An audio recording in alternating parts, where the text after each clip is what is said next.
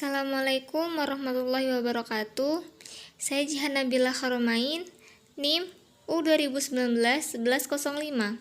Di sini saya akan menjelaskan kepada teman-teman semua tentang perkembangan kognitif, moral, psikoseksual, dan psikososial.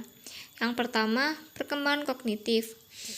Perkembangan kognitif adalah tahapan-tahapan perubahan yang terjadi dalam rentan kehidupan manusia untuk memahami, mengolah informasi, memecahkan masalah, dan mengetahui sesuatu. Kognisi atau kognitif dapat diartikan sebagai kemampuan yang berpusat pada otak dan berhubungan erat dengan pemikiran. Proses perkembangan kognitif erat kaitannya dengan proses perkembangan otak. Setelah dilakukan berbagai penelitian, masih belum diketahui dari proses perkembangan otak tersebut. Syaraf otak terus berkembang setidaknya sampai usia remaja, dan perkembangan maksimal itu terjadi saat masa kanak-kanak. Terkait dengan perkembangan syaraf ini, ada beberapa istilah yaitu myelination, sinapse, dan lateralisasi. Yang kedua, perkembangan moral. Moral diartikan sebagai akhlak, budi pekerti, atau susila. Moral adalah ajaran baik dan buruk tentang perbuatan dan kelakuan atau akhlak. Moral sebagai tingkah laku hidup manusia yang mendasarkan pada kesadaran bahwa ia terikat oleh keharusan untuk mencapai yang baik sesuai dengan nilai dan norma yang berlaku dalam lingkungannya. Moral berkaitan dengan bidang kehidupan manusia, dinilai dari baik buruknya perbuatan selaku manusia. Norma moral dijadikan sebagai tolak ukur untuk menetapkan benar salahnya sikap dan tindakan manusia. Pendidikan moral menyangkut pembinaan sikap dan tingkah laku moral yang baik atau budi pekerti yang baik. Makna moral yang terkandung dalam kepribadian seseorang itu tercermin dari sikap dan tingkah lakunya. Perkembangan moral anak usia dini, anak-anak akan tumbuh menjadi pribadi yang berkarakter dan bermoral jika ia tumbuh pada lingkungan yang berkarakter pula. Ada 3 pihak yang memiliki peranan penting terhadap pembentukan moral anak, yaitu keluarga, sekolah, dan lingkungan. Kunci pembentukan moral dan fondasinya sejatinya adalah keluarga. Keluarga merupakan pendidik yang utama dan pertama dalam kehidupan anak, karena dari keluargalah anak mendapatkan pendidikan untuk pertama kalinya, serta menjadi dasar perkembangan dan kehidupan anak di kemudian hari. Keluarga berperan memberikan dasar pembentukan tingkah laku, watak, dan moral.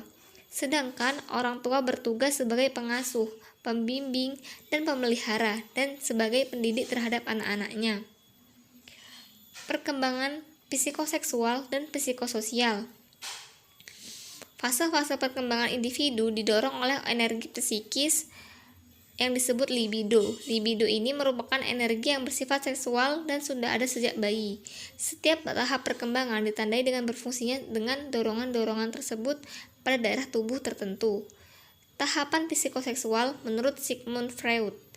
Fase oral 0-1 tahun, sumber kenikmatan utama bayi melibatkan aktivitas berorientasi mulut seperti menelan, makan, minum, dan menghisap, menyusu, memasukkan jari-jari tangan ke mulut.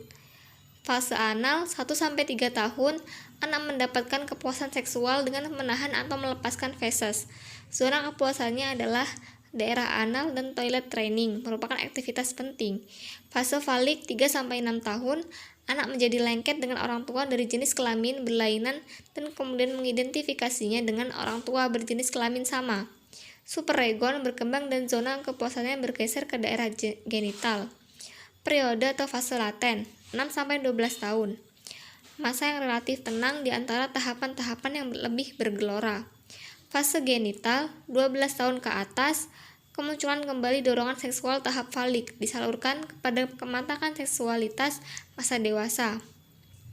Perkembangan psikososial adalah tahap-tahap kehidupan seseorang dari lahir sampai mati dibentuk oleh pengaruh-pengaruh sosial yang berinteraksi dengan suatu organisme yang menjadi matang secara fisik dan psikologis. Perkembangan psikososial juga berhubungan dengan perubahan-perubahan perasaan atau emosi dan kepribadian serta perubahan dalam bagaimana individu berhubungan dengan orang lain. Baik, sekian dari saya. Maaf apabila banyak kekurangan. Syukran, assalamualaikum warahmatullahi wabarakatuh.